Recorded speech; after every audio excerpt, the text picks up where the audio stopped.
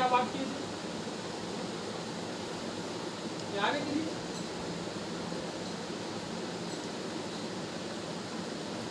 पिछले जो आप क्या बात किए थे? क्यों भाई साहब? आपको याद है? तो बताओ। जोर के बोलो भाई। पढ़े थे। क्या पढ़े थे?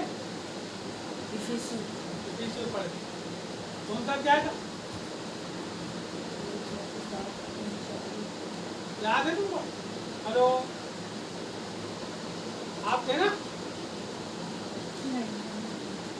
इसको कहते हैं, यहाँ से सुनना है देखो, इधर से सुनना और इधर से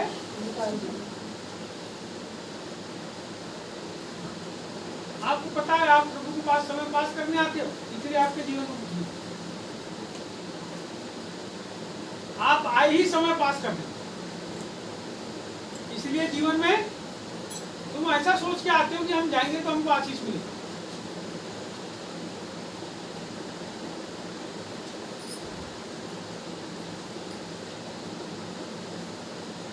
क्या लिखा था इफिसियों की किताब 4 अध्याय? क्या पढ़े थे अपन?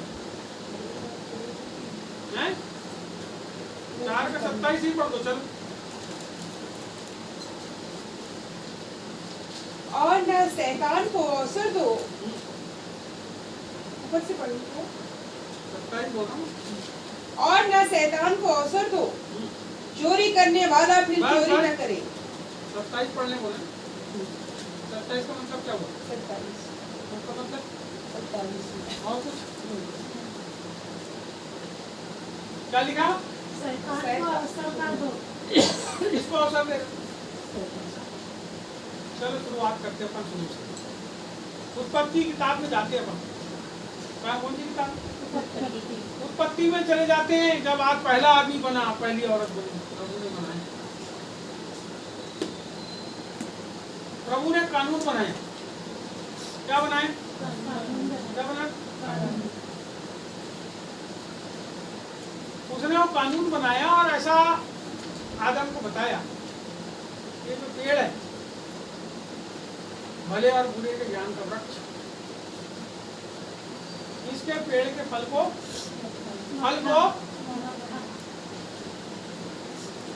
इसने अपनी औरत को बताया होगा? नहीं बताया। शैतान किसके पास आए? किसके पास आए? महिला के पास। और आके क्या बोला? फल को खाने की बताओ बताओ बताओ। हाँ? क्या बोले? जोर से बोले। बहुत अच्छा है फल। क्या बोले? आप बताओ क्या बोले? यदि इस फल को खाएगी तो भले और बुरे का ज्ञान। उसने बोला कि तुम परमेश्वर के तुल्य हो जाओ। कैसे हो जाओ? परमेश्वर के तुल्य हो जाओ। परमेश्वर के तुल्य हो जाओ। उसने जब देखी उसको तो वहां लिखा है कि वो देखने में कैसा था? कैसा था?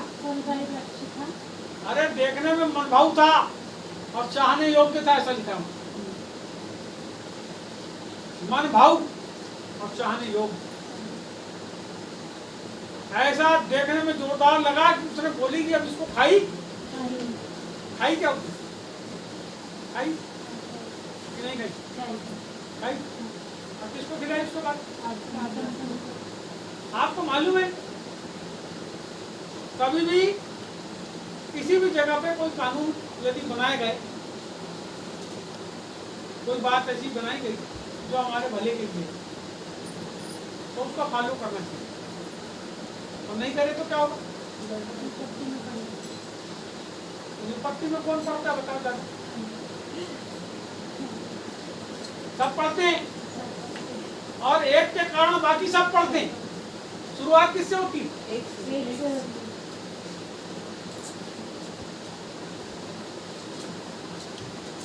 क्या करना बेटा? देखो पढ़ते आता है, पढ़ेगा तू अंग्रेजी बाइबल दे पढ़ेगा एक्स्ट्रा नहीं कर चलो।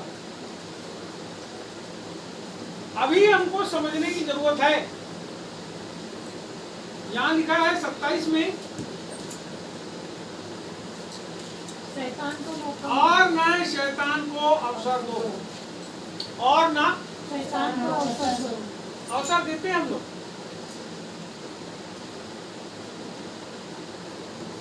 यहाँ जब आप या कोई और बंदा आके मेरे को किसी के बारे में ऐसी बात बता रहा है जिससे मेरा कोई सरोकार नहीं है, तो हमको बोल देना चाहिए हम मत बताओ, हमको नहीं सुनना। तो हम लोग क्या करते और रस लेके सुनते। मेरे को ये नहीं पता, जब मैं प्रभु में आया, मैं आपको बता रहा हूँ, गवाही पता, जब मैं प्रभु में आया ना, तो मेरे को ये नहीं पता था कि लोग मेरे बारे में भी कुछ बात करते होंगे। मेरे को नहीं मालूम। मेरा एक ही काम था जब मैं यीशु मसीह में आया था, मैं आपको बताता हूँ, बहुत दिन तक मेरे को ये सब बातें समझ नहीं आई, क्योंकि मैं एक ऐसे घर से आया था जो काम करने वाला घर था। मेरे घर के सब कोई काम करते थे। हमारे घर में हम छोटे छोटे थे, तो जब 13 साल का था तो मेरी मामी मर गई, मेरा दादा भी मर गया, और कोई हमारे पास जगह नहीं। यहाँ पे मैं रहता था आके, इस घर के अंदर रहता था, तो मेरी अम्मी नौकरी को चली जाती। मेरे को किसी से कोई मतलब नहीं, मैं एकाकी जीवन को जीता था। वहाँ भी जब मैं अपने घर में रहता था, पुराने घर में, तो वहाँ पर भी जो था, मेरी माँ जो है वो अपना काम करते रहती थी, मेरे पिताजी अपना काम करते रहते थे, मेरी दादी अपना काम करते रहती थी, बाल बच्चों को देखते रहती थी। यानी किसी को कोई ऐसी बैठ के फालतू बात करने से किसी को पास कोई समय नहीं। तो हमको पता ही नहीं कि किसी के बारे में कैसे बुराई करते, क्या बोलते हैं। हमारे घर के लोग ऐसे थे कि जैसे कोई आदमी आके बैठा तो जो बोलना है उसको तुरंत बोल पाल के उसको खत्म कर देते थे। और मान लो किसी को जोर के बोल भी दिए, डांट भी दिए, कोई को बोल भी दिए, यदि वो दूसरी बार हमारे घर के सामने जाता रहे तो उसको बुलाते थे, गिराओ भैया कहाँ जा रहे हो, हमको तो नाराज रहता था, मगर फिर भी उसको बुलाते थे और बुला के कुर्सी में बिठा देते थे और बैठे आप तेरे चाय वाय पिलाते हैं, और उनको चाय वाय बुला के पिलाते थे। तो आदमी खुश हो जाता। बोलने का मतलब है पीठ पीछे बात ही नहीं करते थे, सब कुछ जो करते थे कैसे करते थे। आज की स्थिति में मान लो मैं आपसे नाराज हूँ या आप मेरे से नाराज हो, तो आप क्या करते हो, पीठ पीछे 25-30 आदमी को बताते हो। प्रॉब्लम किससे? प्रॉब्लम आपसे। आप बता किसको रहे? दूसरों को। आपको पता है जब आप दूसरों को बताते हो तो दूसरे तीसरे को बताते हैं, वो चौथे को बताते हैं, पांचवे को बताते हैं, और जो काम परमेश्वर को आपके द्वारा मेरे जीवन में करना है वो ना होके मेरी बुराई को आपने क्या किया पूरी जगह। अच्छा मान लो आपके पास एक मुर्गी देखिए आप, अच्छी मुर्गी, बढ़िया सुंदर पंखे वाला मुर्गा, अच्छी कलगी लगी उसके वजह से पंखे। अब आप उसके पूरे पंखे उखाड़ के क्या करो, पूरे मोहल्ले भर में पकड़ा दो। कैसे करो? उखाड़ के। मुर्गा कैसा हो जाए? मुर्गे की स्थिति कैसी हो जाए? पूरा चौड़ा दिखने लगेगा और उसको पंखे उखाड़ दिए। आप बाद में अगर कोई आपको बोले कि वो जो पंखे आपने उखाड़ के फेंके उसको जोड़ दोगे? तो आपको क्या करना है, यदि आपको मुर्गे से प्रॉब्लम है, कुछ उपद्रव करता है, तो उसके मालिक से बात करो। इसका मतलब यदि आपको किसी व्यक्ति से कोई प्रॉब्लम है तो आप उस व्यक्ति से हम लोग क्या करते हैं ना, अपने पूरे ध्यान को, जो विचार हमारे दिमाग में है, शैतान ने क्या किया, बात करके विचार दिया, कुछ नहीं दिया। ये बहन अभी आई बोलती है कि हम मानते थे, छोड़ दी, और अभी फिर से आई।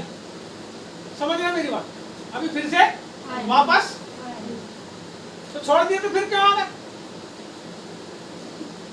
इसका मतलब कहीं ना कहीं परमेश्वर ने आपके जीवन में काम किया है, आपके मन के अंदर उसके लिए प्यार है। इसलिए किसी के बोलने से भी आप नहीं आए, आपका मन जब करा तब आप क्या किए, आ गए ना। इसका मतलब क्या है कि परमेश्वर का प्यार आपको अपनी ओर खींचता। यदि मैं उनकी बात को सुन के उनके साथ दुर्व्यवहार करूं, तुमने ऐसा किए, हम तुम्हारा, ये कैसा है? जब आप पाप करते हो, मेरी बात सुनो, जब हम गलती करते हैं, जब हम पाप करते हैं, कोई गलती करते हैं, तो प्रभु हमको तुरंत नरक में उठा के डाल देता है? क्या करता है प्रभु? हमारे लिए धीरज रखता है। प्रभु हमसे प्यार करता है, इसीलिए हमारे लिए धीरज, और क्या करता है? हमको मौका देता है। हम क्या बोलते हैं फिर से आपको? प्रभु गलती हो गई ना, जब हम अपने आपे में आते हैं। सुनो, कई बार हम होश खो देते हैं उससे, फिर हम अपने आपे में आते हैं तो क्या बोलते हैं? प्रभु हमें क्षमा कीजिए। और फिर प्रभु के पास जैसे कि तैसे हो जाते हैं। आपको पता है यही सच्चाई, आपको वापस उस जगह पर जाना चाहिए जहां से आपके संबंध खराब हुए। बाइबल कहती है शैतान को अवसर मत दो।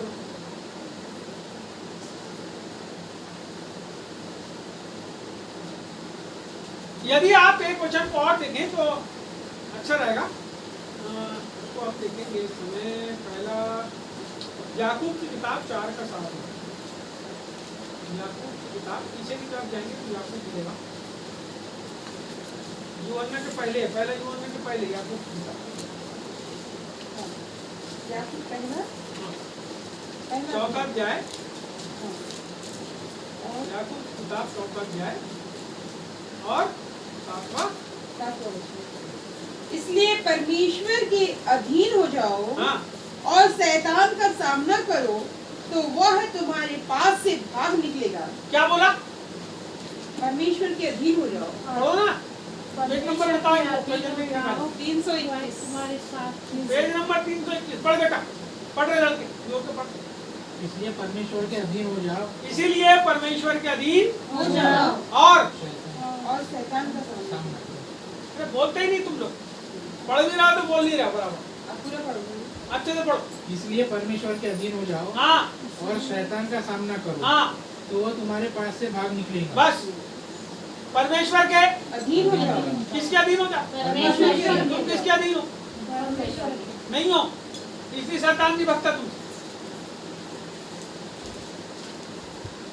ये जितनी बुराई है ना, ये सब शैतान। जितनी चीज तुम्हारे परिवार में, तुम्हारे घर में गड़बड़ियों को ला रही है, वो सब शैतान की ओर से है। प्रभु की ओर से क्या आता है? बोलो प्रेम, प्रेम, आनंद, आनंद, मेल, मेल, धीरज, धीरज, कृपा, कृपा, भलाई, भलाई, विश्वास, विश्वास, नम्रता, नम्रता, संयम। संयम। बोलो प्रेम। प्रेम। किस किससे तुम प्रेम नहीं करते बताओ? लिस्ट बनाओ अपने घर में जाके आज।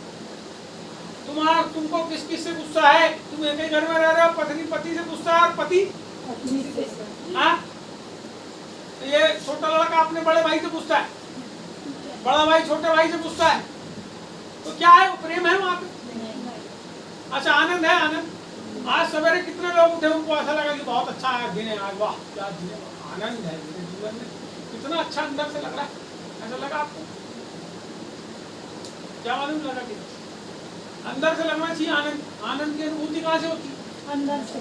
अब भी मैं तुमको डांट दूं, तुम कैसे हो जाओगे? दुखी हो जाए। कहाँ है आनंद? अरे जिन्हों का हमारा भैया डांट दिया, पत्नी पति को भी तो कितना प्रताड़ित करती है। कोई तो बहुत दूर दूर में रहती, फिर भी बेचारे दुखी नहीं हो रहे। क्या कारण? अरे ठीक है, मेरी पत्नी को दूर। आपको मालूम है, आपको अपने जीवन में प्रभु की अधीनता स्वीकार करना। प्रभु की अधीनता को स्वीकार करने का मतलब यह है कि आप अपने आप को परमेश्वर जैसा आपसे कुछ काम करवाना चाह रहा है, बस उसके अधीन आप हो जाओ। कई बार ऐसा होता है कि मैं किसी को कुछ बोला, बेटा इधर आ, ऐसा बोला, अब आता ही नहीं, इसका मतलब मुझे अधीनता नहीं है। लड़की इधर आ, बुलाया मैंने, नहीं आई, इसका मतलब क्या है? अधीनता भी नहीं है ना? ए बेटा ध्यान दे, कुछ समझ आ रहा है बात? पूछूंगा अगली बार, तू नहीं बताया कहां से पढ़े थे हम, ठीक है? याद रखना सब। आप समझो, यहां बोल रहा है कि परमेश्वर के अधीन हो जाओ। पूरा सप्ताह, पूरा दिन, पूरा रोज आपको प्रभु के अधीन होना है। प्रभु से आपको सवेरे के समय जब उठते हो सो के परमेश्वर से बोलना है, प्रभु मैं अपने आप को आपके अधीन। करता हूं बोल के संसार के अधीन मत हो जाओ, दूसरी चीजों के अधीन मत हो जाओ, उसके गुलाम मत बन जाओ। गुलामी क्या होती है, या अधीनता क्या होती है, थोड़ा सा इसको समझना पड़ेगा। बाइबल में लिखा है एक व्यक्ति 2 स्वामियों की सेवा नहीं कर सकता। यदि आप पार्ट टाइम काम करते हो एक अलग चीज है। पार्ट टाइम काम का मतलब आप किसी घर जाके 10 बजे से 11 बजे तक काम कर रहे हो, इसका मतलब उतने देर में आपको जो भी वो काम बता दिया आप उसके घर में करना है। 10 से 11। लेकिन यहाँ प्रभु में जब आप आए हो तो आप पार्ट टाइम काम नहीं कर सकते। मेरी बात को समझना, मैं आपको ये नहीं बोल रहा हूँ कि आप काम धंधा छोड़ रहा हूँ, मैं अधीनता की बात कर रहा हूँ, मैं काम करने की बात नहीं कर रहा हूँ, अधीनता की बात कर रहा हूँ। जैसे शादी होने के बाद एक पत्नी अपने पति के अधीन रहती है, अधीन रहती है। अधीन रहने का मतलब जैसा वो बोल रहा है उसके अनुसार रहना, वो अधीनता होती है। लेकिन जब आप उसकी बातों का उल्लंघन करते हैं, इसका मतलब आप अधीनता में नहीं। जैसे बच्चे वाले, आपके बच्चे हैं तो आपकी बात नहीं सुन रहे, इसका मतलब आपके अधीन नहीं। वो पराधीन हो गए। हमारी दादी हमको बार बार बोलती थी, जब हम बड़े हो गए सुनते नहीं थे तो बोले तुम सब पराधीन हो गए। पराधीन का मतलब स्वतंत्र हो गए।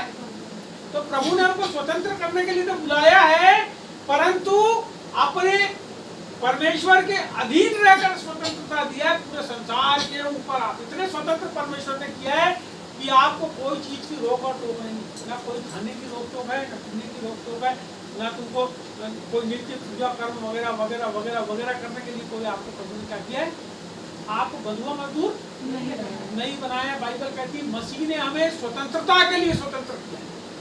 काय के लिए? काय के लिए? तो हम कैसे हो गए स्वतंत्र? आज मेरे घर में 2 बच्चे हैं, वो कैसे हैं? आपके घर में 2 बच्चे हैं, कैसे हैं? लेकिन यदि वो अपने माता पिता के अधीन ना रहे तो उनकी जो स्वतंत्रता है वो उनके लिए दुखदायी हो जाएगी। इसका मतलब ये हुआ कि स्वतंत्रता भी आपकी तब कारगर है जब आप अधीन। कैसे? अधीन। अधीन अधीन का मतलब ये भी नहीं है कि गलत कोई आदमी आपको बात बताए और आप उसको माने। मैं अपने लड़के को गुरुद्वारे चोरी करके लाऊं और वो जाके चोरी करने के लिए चले गया, इसका मतलब मैं उसको गलत दिशा। तो यदि मेरा लड़का प्रभु के अधीन है तो क्या बोलेगा? नहीं पापा मैं ऐसा काम नहीं करूँगा। समझ रहे हो मेरी बात? मैं कुछ लोगों के साथ पहले जब छोटा था 13-14 साल का, तो मैं जब कुछ लोगों के साथ रहता था तो क्या करते थे वो मेरे को बोलते थे जा ऐसा करके आना। वो बड़े बड़े थे तो मेरे को भी ऐसा लगता था कि यार इनकी बात नहीं मालूम तो मेरे को गाड़ी में बिठा के नहीं ले जाएगा, समोसा वोसा खिलाता है अभी। तो क्या किए, मैं क्या करता था, मेरा मन तो पड़ता नहीं था वो काम को करने के लिए। मैं क्या करता था मालूम? हाँ भैया।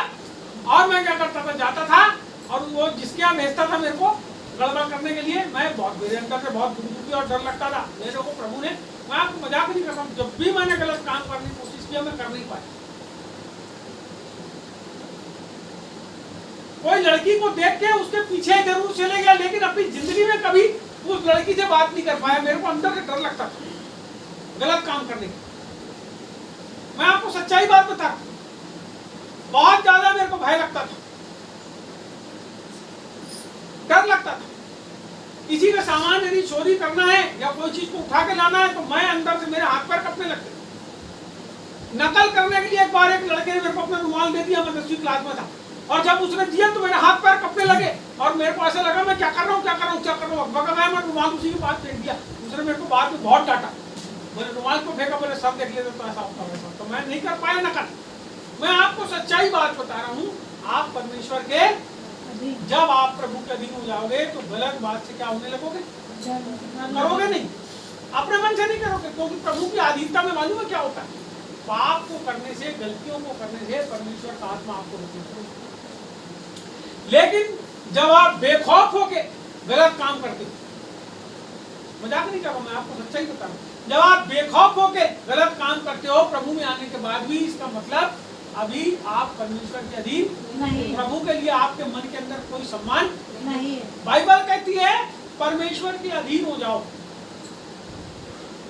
पढ़ो उसी बात को फिर से जोर से पढ़ो।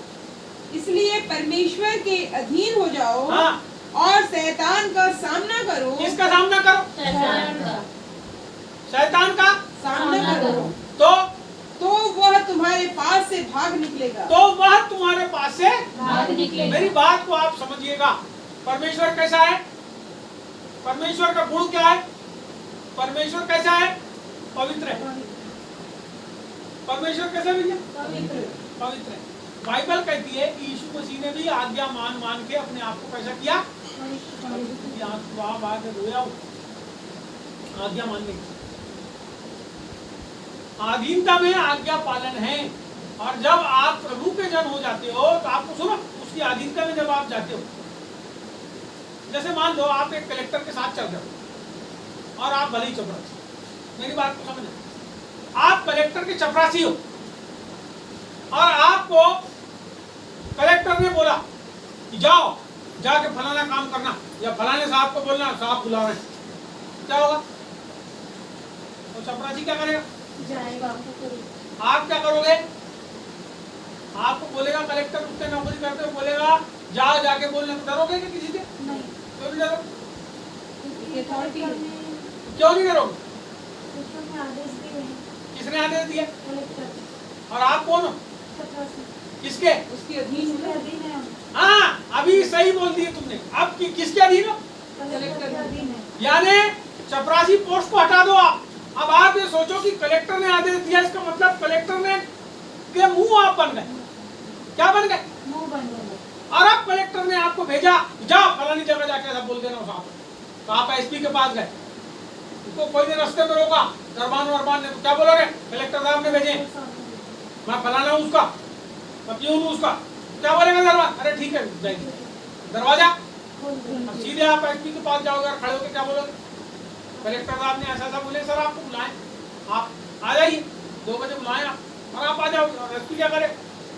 वो भी उसके पास मिलने के लिए। आप समझिए मेरी बात। आप जिसके अधीन होने वाले हैं या जिसके अधीन होना चाहते हैं वो कौन है?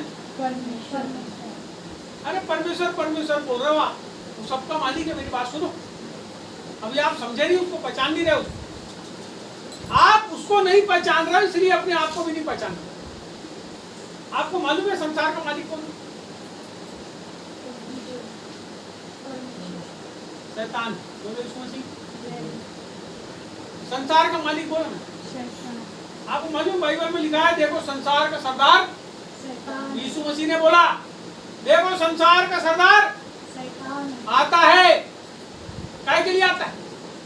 उसको क्रूस के ऊपर चढ़ाने के लिए। आने के पहले प्रभु ने ऐसा बोला, देखो संसार का सरदार। सरदार, सरदार का मतलब वो सब पूरे संसार के ऊपर शासन करने वाला सरदार वो है ना। ये संसार के ऊपर शैतान क्या कर रहे हैं? अपने कब्जे को। सुनिए, मैं आपको बताना चाहता हूँ, आप जितने संसार में जाओगे उतने शैतान की अधीनता में जाओगे। मैं आपको फिर से समझाता हूँ। हम जितना ज्यादा संसार में संसार की वस्तुओं से प्रेम रखेंगे, बाइबल कहती है प्रेम रखना क्या होता है? उसको चाह के भी नहीं छोड़ना। प्रेम रखना क्या है? और नफरत करना क्या है?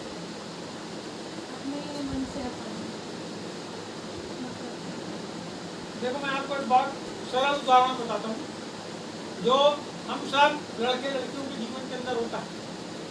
कई लोग बहुत खराब रहते हैं, कई लड़के, उनको देख के लड़कियां ना बहुत दुखी होती, हट बोले अच्छा आदमी नहीं। वो लड़का यदि उसके चक्कर काटने लगे तो लड़की कैसी होती है? डर के भगती है, छुपती है। मैं आपको बताता हूँ, उसको देख ली तो अपने घर से निकलेगी नहीं। रास्ते से यदि वो दिख गया कि वो आ रहा आदमी तो क्या करती? छुप जाती है। कारण क्या है? पसंद करती। और यदि उसको किसी को पसंद कर ली तो फिर वो अपने घर को भी छोड़ के उसके घर में। मेरी बात को समझिएगा, अधीनता क्या है? वो अधीन हो जाती है। किसी को पसंद करी और नहीं तो फिर उसको अपने पास भी फटकने नहीं देती। सुने, नफरत करना ये हो अच्छा नहीं हो, मेरे को नहीं होना। हम किस चीज से प्यार करते हैं और किस चीज से नफरत करते हैं, बात हमको समझना। हमारा जीवन अभी धीरे धीरे हम लोग ना बहुत उम्र वाले हो, और मेरे से ही बड़ी उम्र वाले कुछ लोग यहाँ बैठी, और कुछ ऐसे हैं जो आते हैं अपने यहाँ, वो भी बड़ी बड़ी उम्र। आपको पता है किसी की जिंदगी का कोई भरोसा नहीं कब तक आप जिंदा रहो, लेकिन परमेश्वर ने हमको जीवित रखा। इसका मतलब है कुछ चीजों को हमारे जीवन से करवाना चाहता है ना, हमारे जीवन से करवाना चाहता है, हमको समझना पड़ेगा। बाइबल में लिखा है परमेश्वर के अधीन हो जाओ, इसका मतलब जब आप उसके अधीन होते हो तो आप पूरे अधिकार आपके पास है। मत्ती रचित सुसमाचार 28वां अध्याय और उसका पद पढ़ेंगे अपन, 28 का 18 पढ़ो, 28 का 18 पढ़ो, मत्ती 28 का 18। यीशु ने उनके पास आकर कहा, हाँ स्वर्ग और पृथ्वी का सारा अधिकार मुझे दिया गया है, हाँ, इसलिए तुम ये जाओ। अब कौन सा वचन पढ़ रहे? क्या बोला यीशु मसीह ने? स्वर्ग और पृथ्वी का सारा अधिकार मुझे दिया सारा है। अधिकार मुझे दिया। किसके पास आकर कहा? चेलों के पास आकर कहा। सुनो, किसके पास आकर कहा? चेलों के पास आकर क्या कहा? स्वर्ग और पृथ्वी का सारा अधिकार मुझे दिया गया है। उसके बाद आप जब पढ़ते हो तो वहां लिखा है इसलिए तुम जाओ, उसके बाद बोला इसलिए तुम जाओ और सारी जाति के लोगों को चेला बनाओ। शिष्य बनाओ, है ना? अधिकार किसको है? यीशु मसीह। आपको मालूम है शैतान के ऊपर भी यदि किसी को अधिकार है तो किसको है? यीशु मसीह। सब चीजों के ऊपर यदि कोई अधिपति है, यदि कोई राजाओं का राजा है तो वो उसका नाम है प्रभु। हालेलुया। बाइबल में लिखा है कि श्वेत घोड़े के ऊपर में जब प्रभु परमेश्वर यीशु मसीह आ रहा था तो उसका नाम उसकी जांघ के ऊपर लिखा था, जांघ के ऊपर उसका नाम लिखा था और वहां लिखा था राजाओं का राजा और प्रभु। सुनो, वो परमेश्वर सारे प्रभुओं का प्रभु है और सारे राजाओं का राजा है, उसका नाम प्रभु यीशु मसीह। हालेलुया। वो कहता है जो मुर्दों में से जी उठा। सुनो, जिसको मार दिए क्रूस के ऊपर चढ़ा के, जिसको कब्र के अंदर गड़ा दिए, बाइबल बताती है कि वो मुर्दों में से जी उठा और जब जी उठा तो 40 दिन अपने चेलों को दिखाई देता रहा। कैसा है वो प्रभु? मुर्दों में से जी उठा और अब कहाँ है वो प्रभु? अब कहाँ है वो प्रभु? बाइबल कहती है उसने आदेश दिया और सशरीर, कैसे? फिर से बोलो, कैसे? कोई घोड़ा नहीं आया, कोई चीज नहीं आई, कैसे? सशरीर बाइबल में लिखा है वो स्वर्ग में उठा लिया। अरे अभी आप बैठे हो, अचानक करके उठने लगे ऊपर, हम देखते घबरा जाएंगे, बाप रे बाप रे बाप रे, लड़की कैसे उठ रही है, अरे अरे अरे लड़की कैसी उठ रही, अरे बहन कैसी उठ रही, अरे वो लड़का कैसे, अरे डर जाओगे आप। थोड़ी देर के बाद आप देखोगे छत के अंदर से भी वैसा करके बाहर ऊपर चलेंगे, फिर आप दौड़ते दौड़ते बाहर जाओगे, देखोगे वो आकाश में जा रहे ऊपर ऊपर जा रहे ऊपर। आश्चर्य की बात है, बाइबल में लिखा है वो सशरीर परमेश्वर पिता के दाहिने जाकर विराजमान होना स्वर्ग की सिंहासन पर। अब मैं वापस आता, क्या किया यीशु मसीह ने आपको? बोलो, अधिकार दिया। अधिकार दिया। क्योंकि आप उसके अधीन हो, आपने प्रभु को ग्रहण किया ना। कौन है आपका स्वामी? परमेश्वर। बाइबल में लिखा है जो यीशु को ये बोलकर यीशु ही मेरा कौन है? प्रभु है, मुंह से अंगीकार और मन से विश्वास करें। यीशु कौन है?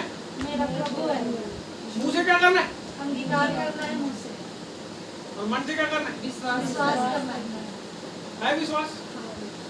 यदि वो तुम्हारा प्रभु है, यदि तुम्हें कहते हो सबके सामने, तो तुम्हारा छुटकारा निकट है। मेरी बात को हालेलुया। दूसरी बात, तुम्हारा छुटकारा निकट, क्योंकि स्वर्ग के नीचे बाइबल कहती है और पृथ्वी के ऊपर केवल एक ही नाम है जो उद्धार को, छुटकारे को, मोक्ष को देता है। क्या है वो नाम? यीशु नाम। यीशु। हमने आज आराधना की शुरुआत करें, मुक्ति दिला यीशु नाम। सुनिएगा, मैं आपको बताना चाहता हूँ आपके पास एक नाम है और वो जो नाम है वो स्वर्ग से उतरा हुआ नाम है, कोई और नहीं, लेकिन केवल एक नाम जिसका नाम यीशु है। बाइबल में लिखा है यीशु ही, अरे घुटना टिकेगा। यीशु के सामने। बाइबल में ऐसा लिखा है, वो कहती है बाइबल इस पूरे संसार के लोगों से कहती है कि हर एक घुटना टिकेगा और हर जबान कहेगी कि यीशु ही। सुनो, आज विश्वास नहीं करते मत करो, लेकिन एक दिन आने वाला है जब परमेश्वर के सिंहासन के सामने तुमको झुकना पड़ेगा। अरे तुम सब पूरे लोग मर भी जाओगे तो भी जिंदा हो गया। उस समय बोलोगे हे प्रभु तू ही प्रभु है, यीशु तू ही प्रभु है। हमको अपने साथ कहाँ ले ले? सुख लोक में, आनंद लोक में, जहाँ तेरी उपस्थिति वहाँ। लेकिन क्या होगा? बोलेगा मैं तुमको नहीं जानते। है ना?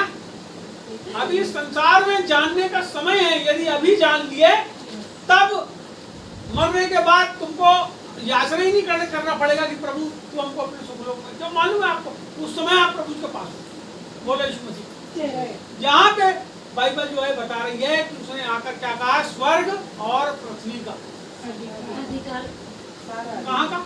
स्वर्ग और पृथ्वी का। बोलो स्वर्ग, स्वर्ग, बोलो स्वर्ग, स्वर्ग, बोलो तुझे बोलो स्वर्ग, स्वर्ग, जोर से बोलो स्वर्ग स्वर्ग, और पृथ्वी और पृथ्वी, और पृथ्वी और पृथ्वी का सारा अधिकार मेरे पास है। मेरे पास है। क्योंकि मैं क्योंकि मैं प्रभु के अधीन हूँ। प्रभु के अधीन हूँ। क्योंकि यीशु ही मेरा प्रभु है। यीशु ही मेरा प्रभु है। बाइबल कह रही है परमेश्वर के अधीन हो जाओ तो शैतान तुम्हारे सामने से भाग भाग जाएगा। हैं? भाग निकलेगा।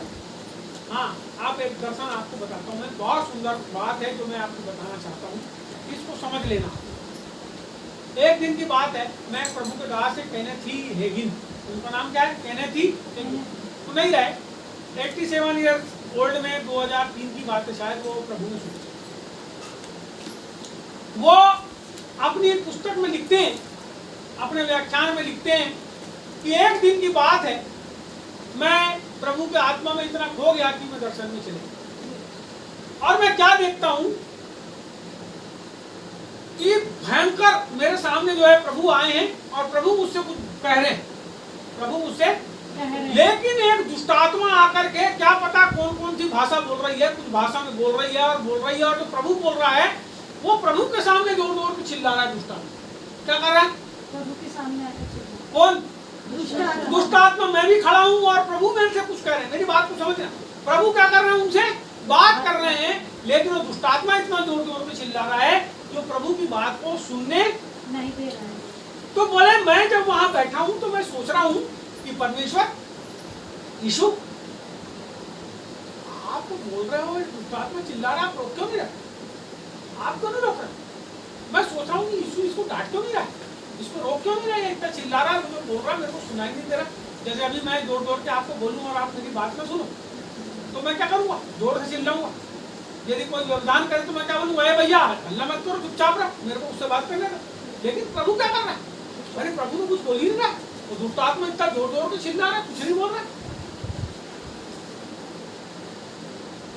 आश्चर्यचकित हूँ, प्रभु कुछ बोल रहा है, चिल्लाई जा रही दुष्टात्मा, चिल्लाई जा रही। बोले अचानक मैंने बोला दुष्टात्मा यीशु के नाम से चुपचाप हो जा। और बोले बाइबल बताती है कि वो चुपचाप हो। सुनो, प्रभु ने भेद को प्रकट किया वहां पे। प्रभु खुद खड़ा है और उसको भेद प्रकट किया। उसके बाद क्या हुआ? उसके बाद ये हुआ, थोड़ी देर बाद बोले वो जमीन के ऊपर में गिर गया। मैंने उसको बोला यीशु के नाम से भाग जाए यहाँ से। जब मैंने उसको भाग जा बोला तो धुएं के समान वो, सुनो, और प्रभु उससे अब फिर सीधे बात कर रहा है। प्रभु क्या कर रहा है? सीधे बात कर रहा है। तो मैं बोल रहा हूं कि प्रभु आपने भगाए क्यों नहीं? सुनो मेरी बात, अब आप समझो। जो दुष्टात्माएं हैं, कई बार हम प्रभु को बोलते तू भगा, तू भगा, तू भगा, तू भगा, बोलते हैं ना भैया। मेरे घर में समस्या आई, तू भगा, तू भगा, तू भगा, तू हटा। हम कहाँ फेल? ये बहन भी आई होगी, कभी कोई बात को लेकर उसके जीवन में वैसा हुआ नहीं होगा तो वो इस बात से बड़ी परेशान हो गई होगी। होता क्यों नहीं मेरे जीवन में? तो उसका कारण मैं आपको बता रहा हूँ क्यों नहीं होता आपके जीवन। आप बोले पहले मैं जाती थी, मैं आपको बताना चाहता हूँ आप जिंदगी भर जाओ। आपके लिए प्रभु ने स्वर्ग के दरवाजे खोल कर रखा, कभी बंद नहीं करेगा आपके लिए। आप प्रभु के पास आ सकते हो, कभी भी आ सकते हो। यहाँ क्या है? वो प्रभु का दास कहने किए गए, वो प्रभु से बोलते प्रभु तूने भगाया। प्रभु ने बोला कि तू पवित्र शास्त्र में तुमने पढ़ा है ना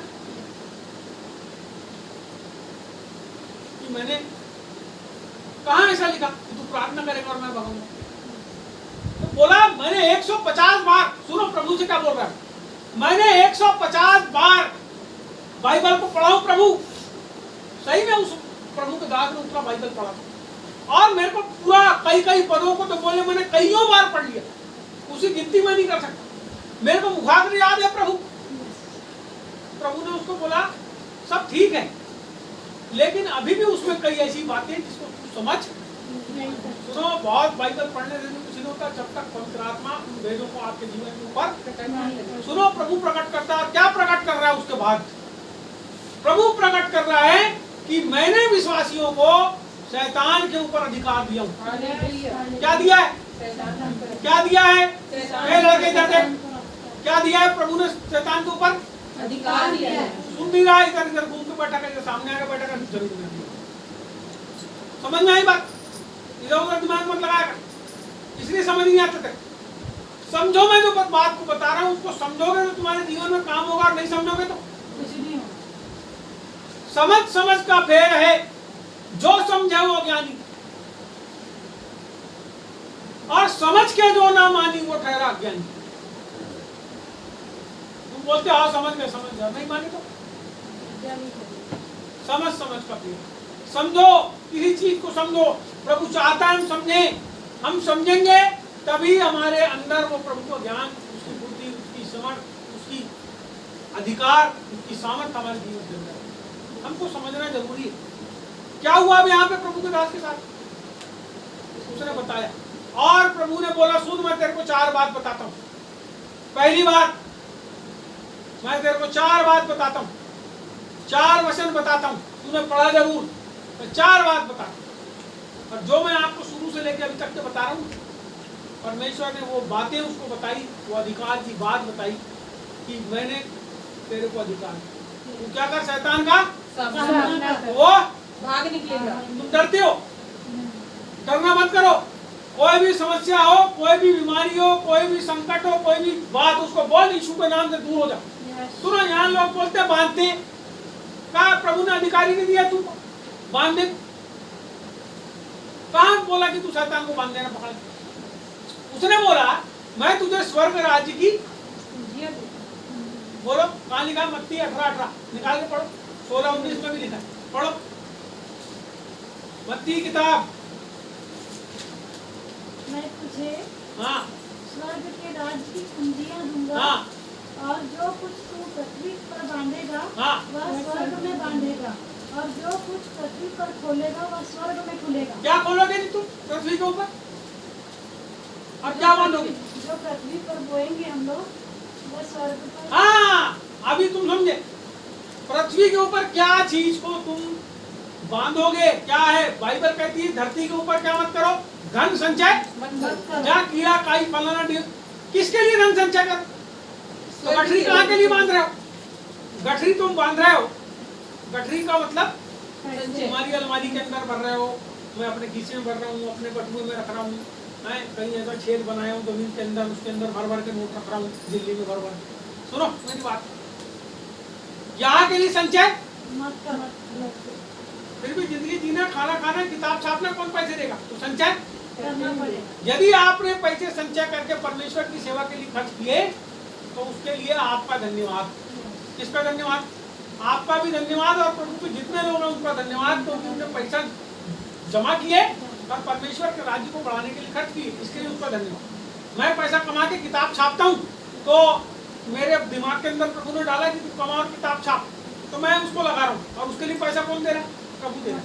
कम से कम आज ऐसा तो हम बोल सकते हैं किसी के सामने हमने हाथ नहीं था किताब छापने, कम से कम पर काम कर रहे हैं, प्रभु ने काम दिया वो करके कर रहे हैं। तो वैसे ही हर विश्वासी परमेश्वर के लिए ऑथोराइज्ड है। क्या है? अधिकारित है, अधिकृत हो आप, स्वर्ग से अधिकृत। काय बात के लिए? स्वर्ग में धन जमा करने के लिए, धरती पे नहीं कर सकते हो। धरती पे भी मर जाओगे तो तुम्हारे बाल बच्चे खाएंगे, कोई दिक्कत नहीं, लेकिन उद्देश्य क्या है प्रभु का? अब्राहम को कितना दिया? सब लेके चले गया क्या अब्राहम? अब्राहम को कितनी गाय भेड़ बकरी दिया, कितने उसको पूरा कबीला बना दिया, क्यों दिया? उसको इतना नहीं मालूम था कि अब्राहम ये सब मैं जमा कर रहा हूँ किसके? सुनो, परमेश्वर यदि आपको दे रहा है तो इसलिए दे रहा है कि आप उसके लिए खर्च करो। जब आप यहाँ करोगे खर्च तो कहाँ के लिए? जमा तो भले कामों को यहाँ पर क्या करो आप कर करके टोटली बनाओ, बांधो, और बांध के स्वर्ग में खुले। और क्या बोलता है, जो कुछ तू धरती पर खोलेगा, क्या खोलोगे यहाँ पर? धरती पर बांधोगे वो स्वर्ग में अरे बंधेगा। खुल गया वो, जो धरती पर खोलोगे वो स्वर्ग में खुलेगा। जो यहाँ पे खोलेंगे वो स्वर्ग में। जो पृथ्वी पर बांधोगे वह स्वर्ग में बंधेगा और जो कुछ तुम पृथ्वी पर खोलोगे वह स्वर्ग में खुलेगा। ठीक, तुमने धरती पे बांधे, प्रभु के राज्य के लिए बांधे, कहाँ पे खुलेगा? वहां बंध गया। तो जब तुम जाओगे तब खुले, संपत्ति किसकी है? जब तुम जाओगे तब खुलेगा ना तुम्हारे लिए। तो ये कहाँ लिखा है ऐसा, इसके बारे में ऐसा लिखा है कुरिन्थियों, पहला कुरिन्थियों की किताब, वहां ऐसा लिखा है, थोड़ा ऐसे बता दे रहा हूं। वहां ऐसा लिखा है कि हम लोग जो काम करते हैं वो इस प्रकार का काम करते हैं, और एक आग प्रकट होगी तब सबके काम प्रकट हो जाएंगे। ऐसा कोई कोई क्या करता है, लकड़ी का रद्दा रखता है, कोई घास फूस का रद्दा रखता है, कोई सोने का रद्दा रखता है, और कोई क्या करता है, बहुमूल्य पत्थर का। रद्दे का मतलब क्या? नींव के ऊपर जो रद्दा का मतलब क्या? जो रद्दा चलता है ईंट का, ऐसा लंबा लंबा, ये रद्दा है। दीवार के ऊपर जो ईंट रखते हैं, रद्दा। एक रद्दा लगा दिए, फिर दूसरा रद्दा लगा दिए, फिर तीसरा रद्दा। तो रद्दा लगा लगा क्या बनता है? घर बनता है। तो ये जो रद्दा हम लगाते हैं, हम कैसे रद्दे लगाते हैं? मान लो तूने भी यहाँ पे दीवार को बना के इसमें प्लास्टर कर दिए बाहर से, कब कब पता चलेगा कि ये दीवार कमजोर है कि मजबूत है? जब कोई इस पे हथौड़ा मारे या फिर भूकंप आए तब पता चलेगा कि घर कमजोर है कि मजबूत।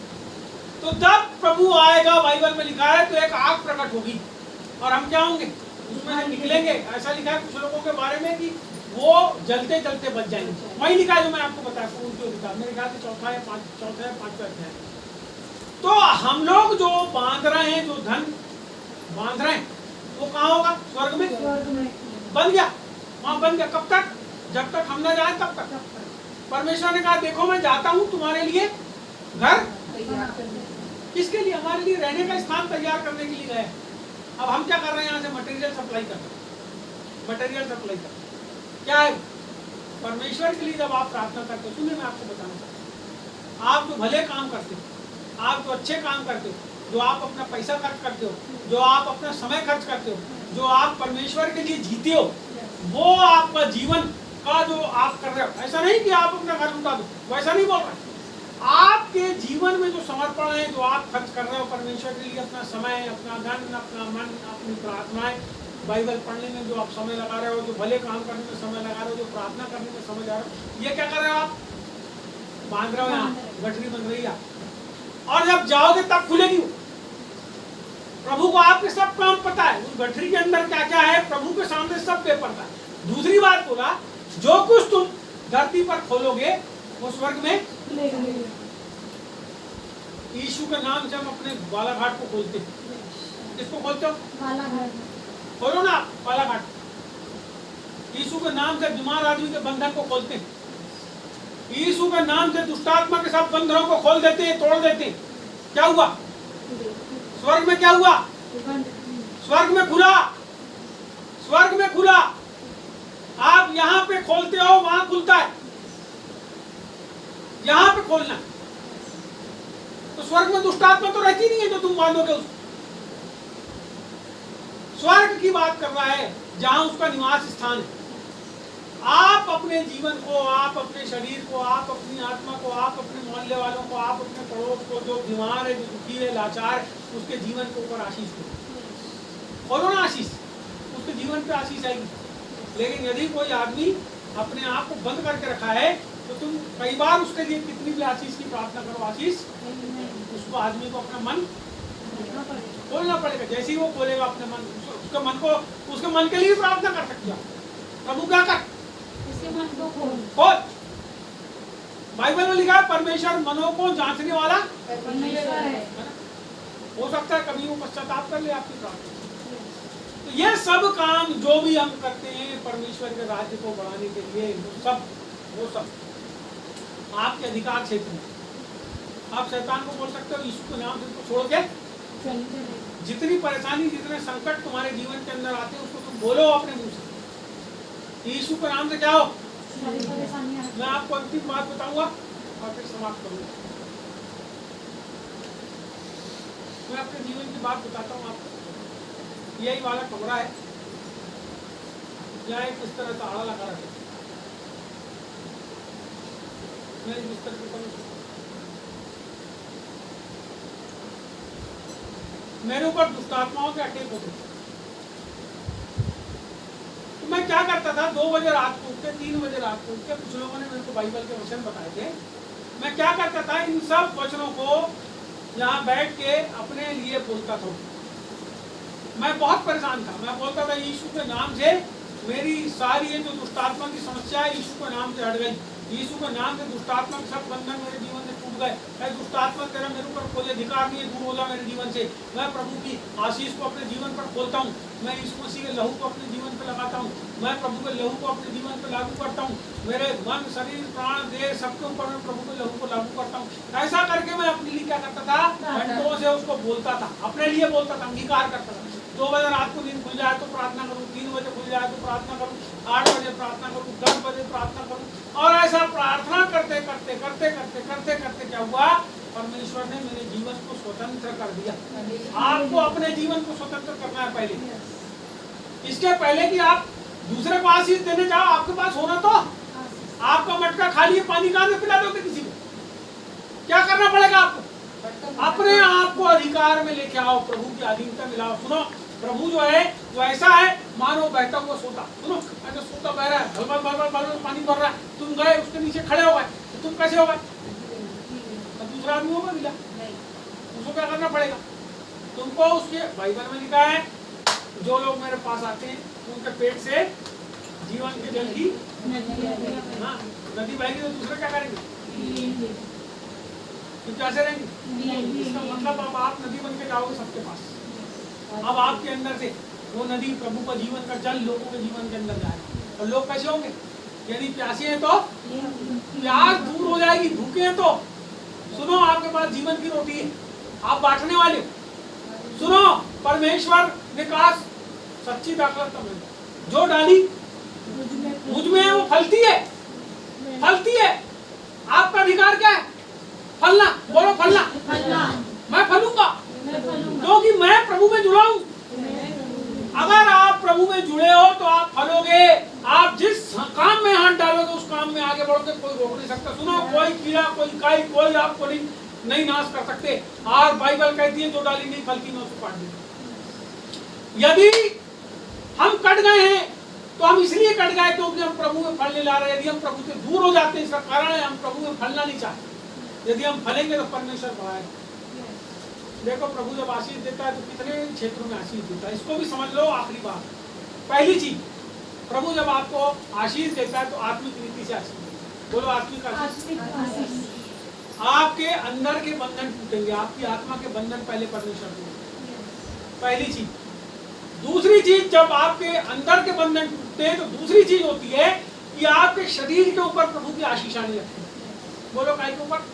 शरीर में जो बीमारी रहती है वो क्या होती है? आत्मा के बंधन टूटे, शरीर के अंदर जो समस्या है वो दूर होती है। सेकंड पोजीशन पे आते हो आप काय पे? शरीर के। तीसरी स्थिति पे आप आते हो भौतिक आशीष।